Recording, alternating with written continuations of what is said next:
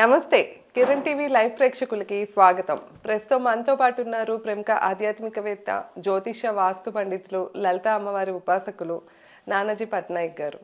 నమస్కారం గురుగారు. శ్రీమాత్రే నమః. గురుగారు, బంగారం రేట్ అయితే విపరీతంగా పెరిగిపోతుంది గురుగారు. మీరు కూడా ఆల్రెడీ మన అనాలిసిస్ లో కూడా తెలియజేశారు, పెరగటమే కానీ ఇంకా అంత డ్రాస్టికల్ డౌన్ గా అయితే డౌన్ ఫాల్ ఉండదని చెప్పారు. సో ఇలాంటి ఇంత హై రేట్ లోకి వెళ్తున్న బంగారానికి మనం వచ్చేసి లలిత సహస్రనామాల్లో మీరు మాకున్న ప్రతి సమస్యకి కూడా అమ్మవారి నామాల్ని తెలియజేస్తూ వస్తున్నారు గురుగారు. సో అలాంటి నామాల్లో బంగారం కోసం కూడా ఏదైనా ఒక నామం ఉంటుందా గురుగారు? ఉంటుందండి. అంటే మనం ఆభరణాలు మనకి ఎక్కువగా రావాలి అంటే ఏం చేయాలి? ఆభరణాలు ఎక్కువ సంపాదించుకోవాలి. ఎందుకంటే మన ఇండియన్ కల్చర్లో ఏంటంటే ఆభరణాలు స్త్రీకి అవును, అది ఒక రకంగా ఇన్వెస్ట్మెంట్ ఉంటుంది, ఒకవైపు వాళ్ళకి హోదాని, ఒక మంచి గుర్తింపుని, అంటే వాళ్ళకు ఒక ఆనందాన్ని కూడా ఇస్తుంది. అలాంటి బంగారం మనకి ఎక్కువగా రావాలి అంటే గనక మనం గనక మీరు చూసినట్లయితే సూర్యుడి ద్వారా బంగారం వస్తుందని మనకి పురాణాలు చెప్తున్నాయి. సూర్యుడు గురువు ద్వారా మనకి భూమి మీద వచ్చిన బంగారం అంతా కూడా గురుగ్రహం నుంచి వచ్చినటువంటిదని చెప్పడం జరుగుతూ ఉంటుంది. అదేవిధంగా తారాదేవి యొక్క ఉపాసన చేస్తే కూడా బంగారం వస్తుందని చెప్తూ ఉంటారు శాస్త్రం.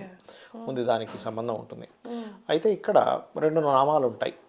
రెండు నామాలు వాస్తులో తీసుకోవాల్సిన కొన్ని జాగ్రత్తలు, ఏ రోజు మనం వెళ్ళి బంగారం కొంటూ ఉంటే బాగుంటుంది, మనకు పెరుగుతూ ఉంటుంది అనే విషయం నేను మీకు చెప్తాను. ఇప్పుడు ఫస్ట్ ఆఫ్ ఆల్ ఏంటంటే మంత్రాలు ఏంటో చెప్తాను.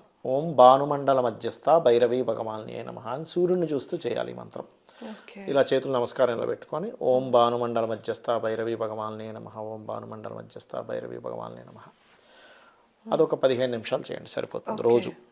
అమ్మవారి ముందు కూర్చొని ఇంకో 15 నిమిషాలు ఓం సర్వారుణ అనమద్యాంగి సర్వాభరణ భూషితాయే నమః.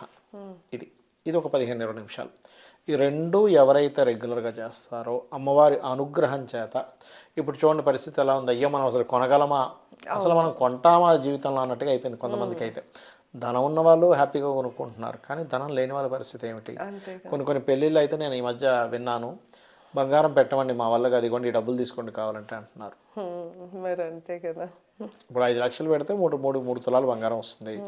3 తులాల బంగారం ఇంతే కనిపిస్తుంది. 5 లక్షలు ఇచ్చేస్తే మీరు ఏదో ఒకటి చేసుకుని బంగారం కొనుక్కుంటారో, వెండి కొనుక్కుంటారో, ఏం కొనుక్కుంటారో మీ ఇష్టం. మొన్నైతే ఒక కామెడీ కూడా చూసా మొన్న రీల్ ఒకటి.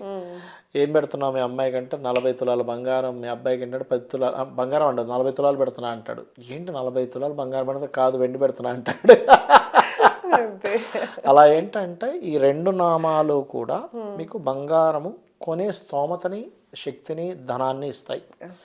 రెండవది ఎప్పుడు కూడా మంగళవారం నాడు ఎంతో కొంత బంగారం కొనండి. 1 గ్రామైనా, చిన్న పిసరైనా కొనండి, ఒక చిన్న కాసైనా కొనండి మంగళవారం. లేదండి మేము ఫిజికల్గా కొనలేము, అంత చిన్న దొరకదు అనుకుంటే మనకు ఆన్లైన్లో 1 గ్రామ్ కొనుక్కోవడానికి కూడా ఉంటుంది.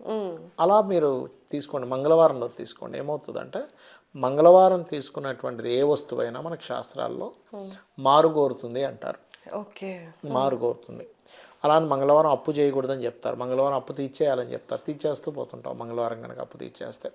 సో అందుకని మంగళవారం నాడు మీరు ఎప్పుడైతే తీసుకుంటారో ఆటోమేటిక్గా మీకు ఫైనాన్షియల్ గ్రోత్ అనేటువంటిది చాలా బాగుంటుంది మీకు